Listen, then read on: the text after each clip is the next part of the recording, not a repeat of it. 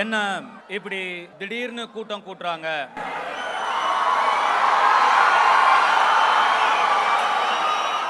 கேக்குறாங்க. நம்ம ஏற்கனவே 2019லயே இந்த மாதிரி வெற்றிகரமா ஒரு ரத்த தானம் பண்ணி முடிச்சிருக்கோம். ஆனா இப்ப ஏன் திடீர்னு கூட்டம் கூட்டுறாங்கன்னு கேக்குறாங்கன்னு தெரியல. இது என்ன திடீர்னு கூடின கூட்டமா?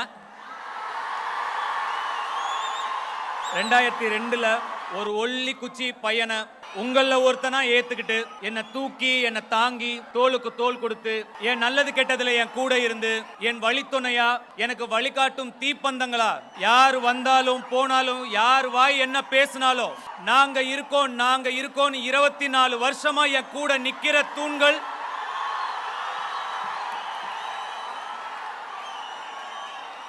கூட்டம் இல்ல, என் குடும்பம், என் அசுர குடும்பம். நம்ம பசங்க இந்த இன்டர்நெட்ல அவதூறு பேசிக்கிட்டு வதந்திகளை பரப்பிக்கிட்டு மேல இருக்கிறவங்களை கீழே இறக்கிக்கிட்டு நெகட்டிவிட்டி ஸ்ப்ரெட் பண்றது டாக்ஸிட்டி ஸ்ப்ரெட் பண்றது அந்த மாதிரி பண்ற பசங்க கிடையாது. களத்துல இறங்கி களகற்ற பசங்க, அன்பை பகிர்ற பசங்க, அன்பே சிவம்ங்கிற பாதையில போற பசங்க. நம்ம சொல்லிருக்கோம், அன்பு தராங்களா அன்பையே கொடுப்போம், வெறுப்ப தராங்களா அன்பையே திருப்பி கொடுப்போம்.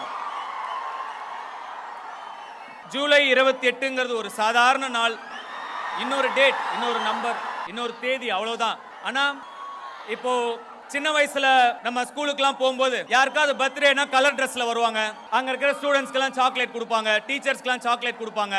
அன்னைக்கு நாளே அவங்க தான் ரொம்ப ஸ்பெஷல் அப்படிங்கிற மாதிரி இருக்கும். நான் ஒரு 3வது 4வது படிக்கிற வரைக்கும் எனக்கு என் பர்த்டே எப்பனே தெரியாது. எங்க வீட்ல நான் கேட்டதில்லை, அவங்களும் சொன்னதில்லை. ஆனா நம்ம ஸ்கூலுக்கு கிளாஸ்ல கலர் ட்ரெஸ்ல பசங்க வராங்க, அவங்க பர்த்டே கொண்டாடுறாங்க. அதெல்லாம் பார்க்கும்போது நமக்கும் ஒரு ஆசை, இந்த மாதிரி நம்மளும் ஒரு நாள் கலர் ட்ரெஸ்ல வரணும் ஸ்கூலுக்கு அப்படின்னு. நான் என்னோட அக்கா கிட்ட போய் கேட்டேன், என் பர்த்டே எப்போக்கா, எனக்கும் கலர் ட்ரெஸ்ல ஸ்கூலுக்கு போகணும் அப்படின்னு என்னோட ஆசையை அவங்க கிட்ட சொன்னேன். அதுக்கப்புறம் என் அக்கா தான் வீட்டுக்கு போய் எங்க அப்பா கிட்ட பேசி எங்க அம்மா கிட்ட பேசி ஜூலை 28 உன் பர்த்டே. அப்பெல்லாம் பாத்தீங்கன்னா நமக்கு தீபாவளி பொங்கலுக்கு தான் இந்த புது ட்ரெஸ் எல்லாம் எடுப்பாங்க. சோ என் அக்கா எப்படியோ என் அம்மா கிட்ட அப்பா கிட்ட எல்லாம் பேசி ஒரு கலர் ட்ரெஸ் எடுத்து கொடுத்தாங்க.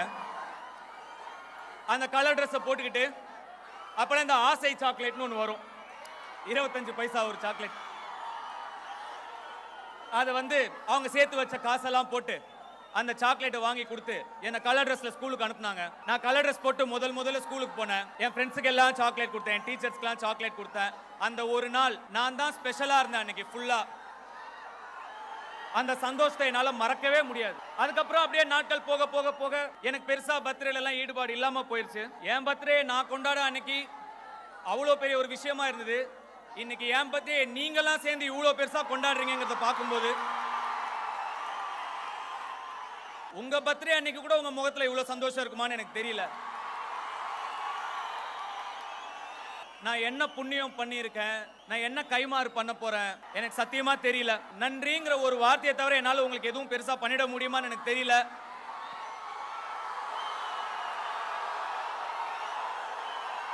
இத்தனை 1000 பேர் இங்க கூடி இருக்கீங்க, ரத்தம் கொடுத்திருக்கீங்க, எவ்வளவு ஒரு உன்னதமான விஷயம், எவ்வளவு புண்ணியம். இந்த புண்ணியம் எல்லாம் உங்களையும் உங்க பெற்றோர்களையும் உங்கள் சகோதர சகோதரிகளையும் உங்கள் மனைவி உங்கள் குழந்தைகளையும் போய் சேரணும்னு அந்த கடவுளை வேண்டிக்கிறேன். என்ன நினைச்சு நீங்க பெருமைப்படுறீங்களா இல்லையான்னு எனக்கு தெரியாது, உங்களை நினைச்சு நான் ரொம்ப பெருமைப்படுறேன்.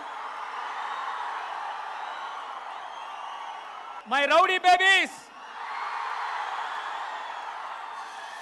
I love you. I am so proud of you. உங்களுக்குலாம் ஒரு அட்வைஸ் சொல்லணும்னு தோணுது, சொல்லலாமா? கேப்பீங்களா? எனக்கு அந்த உரிமை இருக்கா? நம்ம வாழ்க்கையில நிறைய பிரச்சனை வரும், நிறைய நல்லது கெட்டது வரும். நல்லவங்க யாரு, கெட்டவங்க யாரு, எதிரி யாரு, முதுகுல குத்துறவங்க யாரு தெரியாது. நிறைய மன உளைச்சல் வரும், அன்றாட வாழ்க்கையே மன குழப்பமா இருக்கும். இஎம்ஐ கட்டுறதுல இருந்து பசங்களுக்கு ஸ்கூல் ஃபீஸ் கட்டுற வரைக்கும் எவ்வளவோ பிரச்சனைகள். இந்த பிரச்சனைகள் எல்லாம் எப்படி சமாளிக்கிறது? ஒன்னு மன வலிமை, மனதிடம். இன்னொன்னு உடல் ஆரோக்கியம். உடல் ஆரோக்கியத்துக்கு என்ன பண்ணணும்? ஒர்க் அவுட் பண்ணுங்க, டயட்டா சாப்பிடுங்க, பத்தியமா சாப்பிடுங்க, ஜிம்முக்கு போங்க, போக முடியாதவங்க வாக்கிங் போங்க. இல்லையா சும்மா ஒரு இடத்துல உட்காரவே உட்காராதீங்க. வீட்டில் இருக்கிற எல்லா வேலையும் இழுத்து போட்டு செய்யுங்க. அதுவே பெரிய ஒர்க் அவுட் தான். உங்க பசங்களுக்கும் அதையே சொல்லி கொடுங்க. சின்னதுல இருந்தே ட்ரெயின் பண்ணுங்க. வீட்டு சாப்பாடு சாப்பிட வைங்க. ஜங்க் ஃபுட், ஃபாஸ்ட் ஃபுட்ஸ் எல்லாம் சாப்பிட என்கரேஜ் பண்ணாதீங்க. அது எல்லாத்தோட ரொம்ப முக்கியம். நீங்க ஃப்ரீயா இருக்கணுங்கிறதுக்காக குழந்தைங்க கையில மொபைலையோ ஐபேடையோ கொடுக்காதீங்க.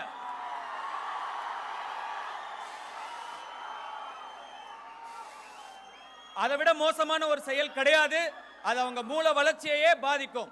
குழந்தைங்களை ஓடி ஆடி விளையாட வைங்க. சரி, இது உடல் ஆரோக்கியத்துக்கு. மனதிடத்துக்கு, மன ஆரோக்கியத்துக்கு தியானம், மெடிடேஷன். இந்த மெடிடேஷனை மட்டும் சாதாரணமா நினைச்சிராதீங்க. மெடிடேஷனால உங்க வாழ்க்கையே மாத்தி நல்ல வகையா நல்ல வழியில அமைக்கக்கூடிய சக்தி மெடிடேஷன் இருக்கு. ஒரு 10 நிமிஷம், 10 நிமிஷம் உங்க சாமி ரூம்ல உட்காருங்க, கண்ணை மூடுங்க. ஒரு குரல் கேட்கும். அந்த குரல் நல்லது பேசும், கெட்டது பேசும், அசிங்கம் பேசும், அழுக்கு பேசும், என்னென்னவோ பேசும். பேசட்டும், பேச விடுங்க. அதை கண்ட்ரோல் பண்ணாதீங்க.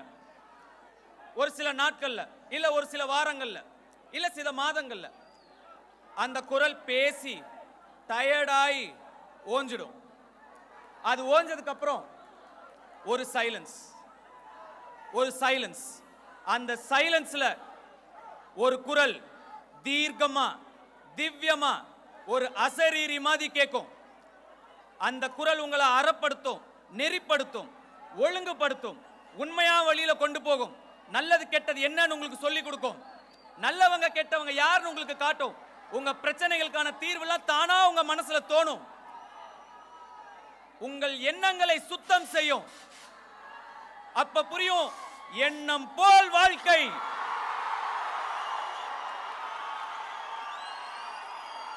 எண்ணம் போல் தான் வாழ்க்கைன்னு அந்த குரல் உங்ககிட்ட சொல்லும். அந்த குரல் தான் கடவுள். அந்த குரலை முதல்ல கேட்க பழகிக்கங்க. இத ஒரு ஹாபிட்டா மாத்துங்க. அதுக்கப்புறம் இத ப்ராப்பரா சொல்லி கொடுக்கிற யாராவது ஒருத்தர் மூலமா மெடிடேஷன் ப்ராப்பரா கத்துக்கோங்க. செஞ்சு பாருங்க, உங்க வாழ்க்கையே மாறிடும். இங்க ஒரு விஷயத்தை பத்தி நான் பேசணும்னு நினைக்கிறேன். சமீபத்துல ராயன்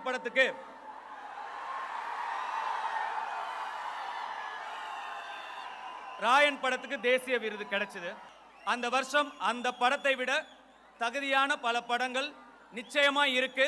அந்த படங்களுடைய ரசிகர்கள் அதற்கான அதிருப்தியை வெளிப்படுத்தினாங்க. அதை நான் முழுசா மதிக்கிறேன், நிச்சயமா மதிக்கிறேன். இப்ப பாத்தீங்கன்னா அது ஒரு கணக்காலம் ரிலீஸ் ஆச்சு. அப்ப நான் சின்ன பையன், நிச்சயமா இந்த படத்துக்கு எனக்கு தேசிய விருது கிடைக்கும்னு சொன்னாங்க. சின்ன பையன் அப்படிங்கறதுனால நானும் ரொம்ப ஆசையா காத்துட்டு இருந்தேன். ஆனா எனக்கு கிடைக்கல. அதுக்கப்புறம் புதுப்பேட்டைக்கு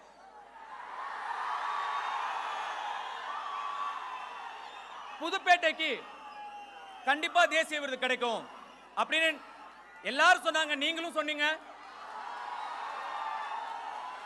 ஆனா எனக்கு கிடைக்கல. அதுக்கப்புறம் 3, மயக்கம் என்ன, மரியான், ராஞ்சனா, வட சென்னை, கர்ணன், 3, மயக்கம் என்ன, மரியான், ராஞ்சனா, வட சென்னை, கர்ணன், இத்தனை படங்களுக்கும் தேசிய விருது கிடைக்கும் நிறைய பேர் பேசினாங்க, டிஸ்கஸ் பண்ணாங்க. ஆனா கிடைக்கல, அமையல. ஒரு சில விஷயங்கள் நம்ம எவ்வளவுதான் முயற்சி பண்ணாலும் அமைச்சிக்கவே முடியாது. அது தானாதான் அமையணும். நம்மளால ஒன்றும் பண்ண முடியாது. இந்த வாட்டி எனக்கு அமைஞ்சிருச்சு, கிடைச்சிருச்சு. அந்த படம் எப்படியோ, ஆனா அந்த படத்துக்கான எங்களுடைய உழைப்பு, உண்மையான உழைப்பு. ஒரு தமிழனா எனக்கு இன்னும் 2 தேசிய விருது கிடைச்சிருக்கு. தட்டி விடாதீங்க, தட்டி கொடுங்க. ஆனா பாருங்க, ஏன்டா இந்த படத்துக்கெல்லாம் தேசிய விருது கிடைச்சுன்னு பேசுற இத்தனை பேர்ல ஒரு 10% கூட இத்தனை படங்களா இவனுக்கு ஏன் தேசிய விருது கிடைக்கலன்னு பேசவே இல்லை. இந்த மாதிரி நேரங்கள்ல நமக்கு கொஞ்சம் மன கஷ்டம் ஏற்படும். இந்த மாதிரி சவால்களை, சேலஞ்சஸ் எல்லாம் எப்படி ஃபேஸ் பண்ண போறோம், ஏன் இந்த மாதிரி நமக்கு நடக்குது, அந்த மாதிரி நேரங்கள்ல நமக்கு கொஞ்சம் மனசு தொய்வா இருக்கும். அந்த மாதிரி டைம்லலாம் நம்மளை சுற்றியே நம்ம இன்ஸ்பிரேஷன், மோட்டிவேஷன் தேடிக்கணும். இப்போ நம்மளுக்குலாம் நம்ம வீட்லேயே இன்ஸ்பிரேஷன் இருக்கு. இப்போ லிங்கா சின்ன வயசு இருக்கும்போது அவர் கூட உட்காந்து நான் வீடியோ கேம் விளையாடுவேன். 2 கேம் நான் ஜெயிப்பேன், ஒரு கேம் அவர் ஜெயிக்க விட்டுருவேன். இப்படியே கொஞ்ச நாள் போகுது. ஒரு நாள் நான் நினைச்சேன் கண்டினியூஸா இன்னைக்கு நம்ம ஜெயிப்போம், அவர் என்ன பண்றாரு பார்க்கலாம் அப்படின்னு சொல்லி அன்னைக்கு ஃபுல்லா நான் ஜெயிச்சுக்கிட்டே இருந்தேன், அவர் தோத்துக்கிட்டே இருந்தார். ஒரு டைம்ல எனக்கு டயர்ட் ஆயிடுச்சு. நான் அப்படியே மெதுவா எந்திரிச்சு, போதும்பா நாளைக்கு விளையாடலான்னு. எங்க எந்திரிக்கிறீங்க, உக்காருங்க அப்படின்னாரு.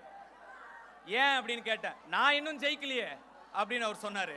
அதை பார்த்த உடனே எவ்வளோ சிக்கல்கள் வந்தாலும், என்ன பிரச்சனை வந்தாலும், என்னென்ன விஷயங்கள் நம்மளை அஃபெக்ட் பண்ணாலும் ஜெயிக்கிற வரைக்கும் மோதி பார்த்துடணும்.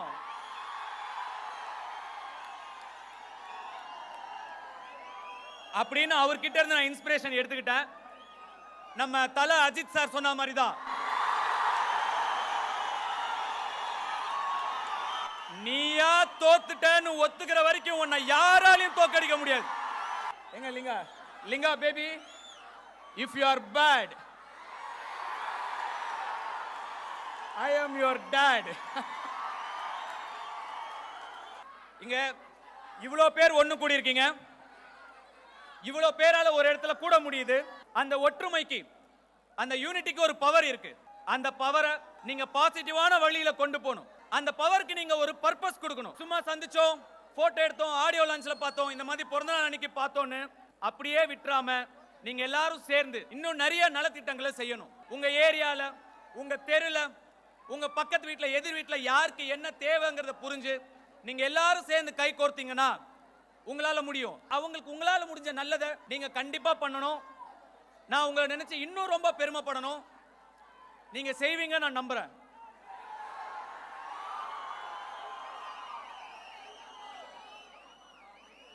இவ்வளவு பேர், இத்தனை குடும்பம் இங்க வந்திருக்கீங்க. எல்லாரும் நல்லபடியா பொறுப்பா பத்திரமா வீட்டுக்கு போகணும். பைக்ல ஃபாலோ பண்ணாதீங்க, ஓவர்டேக் பண்ணாதீங்க, பப்ளிக் நியூசன்ஸ் கிரியேட் பண்ண கூடாது. அழகா அமைதியா இந்த மாதிரி பசங்க இருக்கணும்டா. எப்படி? இந்த மாதிரி பசங்க இருக்கணும்டா. அப்படி ஒரு பேரை எனக்கு வாங்கி கொடுத்துட்டு பத்திரமா நல்லபடியா உங்க வீட்டுக்கு போங்க, உங்க குடும்பத்தை போய் சேருங்க.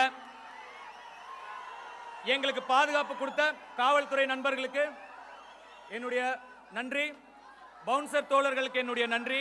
இந்த விழா இவ்வளவு சிறப்பா நடக்கணுங்கிறதுக்காக இரவு பகலா வேலை செஞ்ச அத்தனை உள்ளங்களுக்கும் நன்றி. இங்க காலேஜ்ல இடம் கொடுத்த ஐசரி கணேஷ் சாருக்கு என்னுடைய நன்றி. உங்க சப்போர்ட் இல்லாம இது நடந்திருக்காது சார், ரொம்ப ரொம்ப நன்றி. அவருக்கு உங்களுடைய ஒரு கிளாப்ஸ்.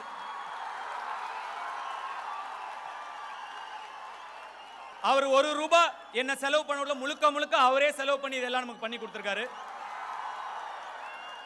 இங்க வேலை செஞ்ச டாக்டர்ஸ், நர்சஸ் எல்லாருக்கும் என்னுடைய நன்றி. குறிப்பா என்னுடைய கண்மணி ராஜா, சுப்பிரமணியம், சிவா அவர்களுக்கு என்னுடைய மனமார்ந்த நன்றி.